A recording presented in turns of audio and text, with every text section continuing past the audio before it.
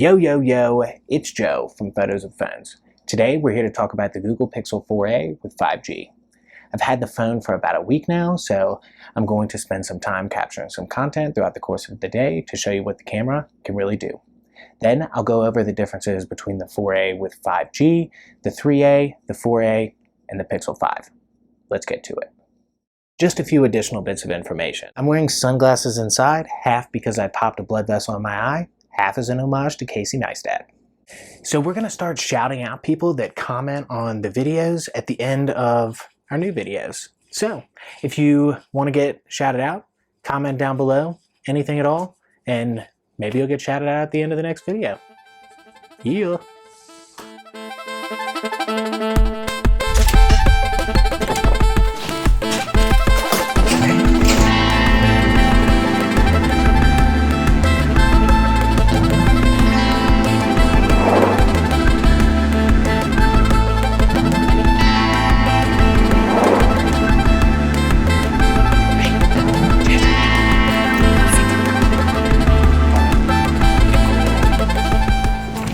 The prices that you're seeing are the prices that were listed on Amazon at the time of filming.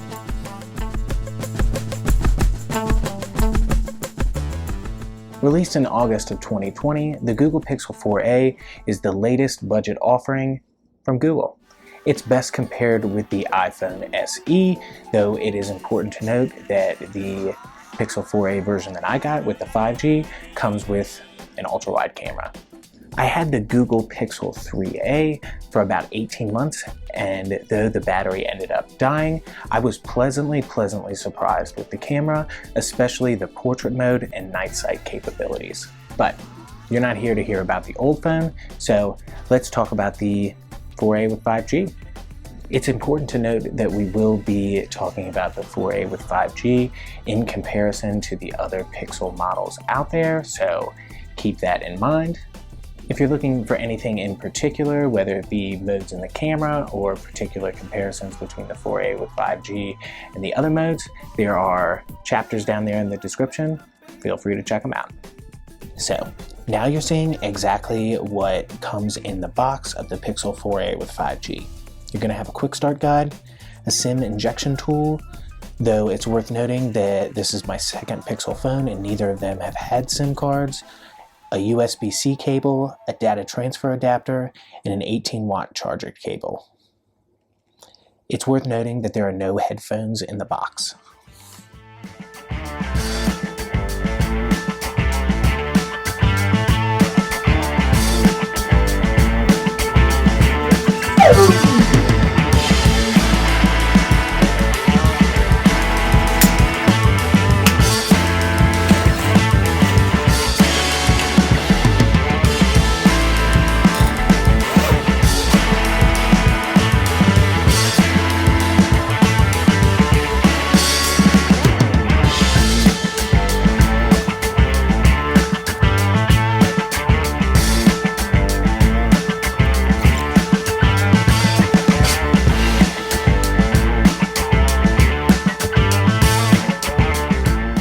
If you're impressed with what the camera on this bad boy can do, then send this video to a friend and let them know that they need the Pixel 4a with 5G. As far as modes available to you in the native camera of the Google Pixel 4a with 5G, you're going to have the camera, portrait mode, video, time-lapse, slow motion, night sight, astrophotography, panorama, photosphere, and Google Lens. Don't worry, we'll go more in depth in all of them later on. The main selling point for those looking to upgrade to the 4a with 5G over the regular 4a is going to be that 16 megapixel ultra-wide camera. It's going to feature a 2.2 aperture with a 107-degree field of view. Its pixels are going to be 1 micrometer. The main wide camera is going to be a 12.2 megapixel with a 1.7 aperture. It's going to feature dual pixels and a 77-degree field of view. It's also going to have both OIS and EIS and an impressive autofocus. For those that are interested, the pixels are going to be 1.4 micrometers. In the native Google camera, there's a 2x option which is meant to replace a telelens. This is digital zoom and not optical zoom, and as a result does not replace a telelens. The front camera on the Pixel 4a with 5G is going to be a slightly less impressive 8 megapixel with a 2 aperture. It's going to have an 83-degree field of view, and unfortunately it's going to have a fixed focus. Those pixels are going to be 1.12 micrometers. The front camera on the Google Pixel 4a with 5G is going to have that selfie cutout.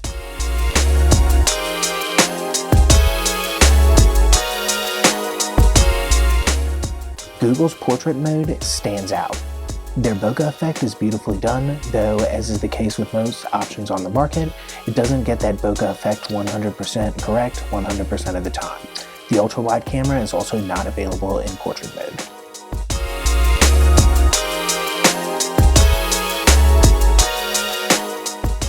In the native camera, for video, you have options for video, time-lapse, and slow-mo. You can shoot 30 and 60 frames per second in 4K, and 120 and 240 frames per second in 1080p. You also have options to shoot in 720p, though I don't see why you would want to. There are 5 options for time-lapse and 2 different slow-mo options. This is the audio in the native camera of the Pixel 4a with 5G.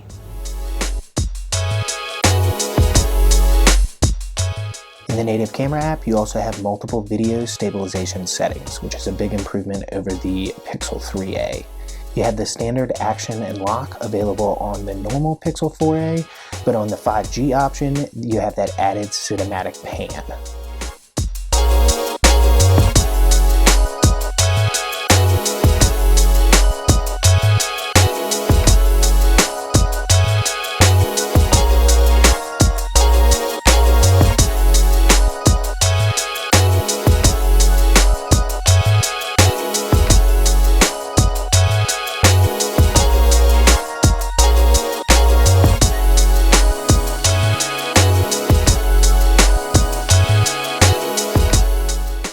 Panoramas are great for capturing scenes that don't fit into your phone camera's field of view.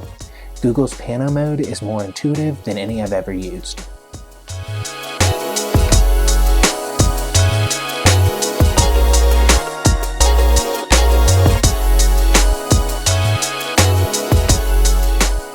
You know when you go on Google Maps and you can drop yourself into a location and see what it actually looks like?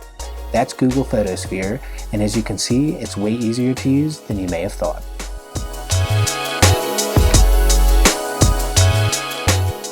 While this probably isn't the best use for Google Lens, it's my favorite one. I like to use it on dogs that you don't know what kind of dog it is, like my dog Jasmine, and Google Lens gives you some options. Pretty cool, huh? So, do you like in-depth phone camera reviews like this one? Then like the video and subscribe to the channel. We're coming out with content on new mobile devices, the gear that we choose to use for them, and more. Alright, let's get back to the action. The 4a with 5G features a 6.2-inch Full HD Plus OLED screen, whereas the 3a features a 5.8-inch Full HD Plus OLED screen. So you're going to get a little bit bigger screen, and it's going to be a little bit higher def. The 4a with 5G is also going to feature a 3,885 milliamp battery versus the 3a's 3,140 milliamp battery, so you're going to get a little extra battery life, and the Pixel is already known for having pretty good battery life. Google also decided to make upgrades as far as the processor in the 4a with 5G.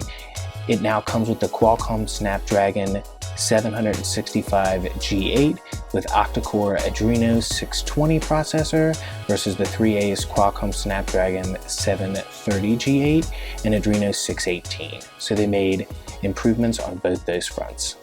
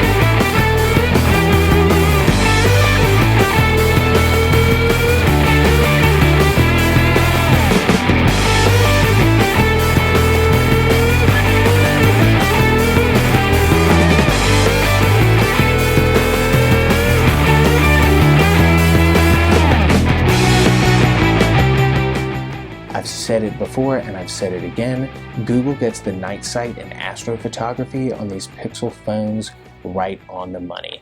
If you're interested in a more in-depth look at astrophotography on your smartphone, particularly with the Google Pixel 3a, check out the link in the top right-hand corner. Google's HDR Plus gives you some killer high dynamic range. This has come standard with Android phones for a while now, but the Pixel 4a with 5G is also going to support both RAW and JPEG files. As far as pros and cons of the Google Pixel 4a with 5G, we found that it was pretty accurate as far as exposure goes, both for photo and video. Again, for all of these, we're going to lean towards preferring the photo over the video. The Pixel 4a with 5G is going to have a fast and accurate autofocus. As far as cons go for the Pixel 4a with 5G, the dynamic range just isn't quite the same as you get with an iPhone. Now for some that might be a pro, but it's certainly worth noting. There is a little bit of an orange issue in low light conditions. The detail in videos specifically is just not quite as crisp as what I get on my iPhone 11 Pro, though it is worth mentioning that it's a vast improvement over the 3A. So what we got for you.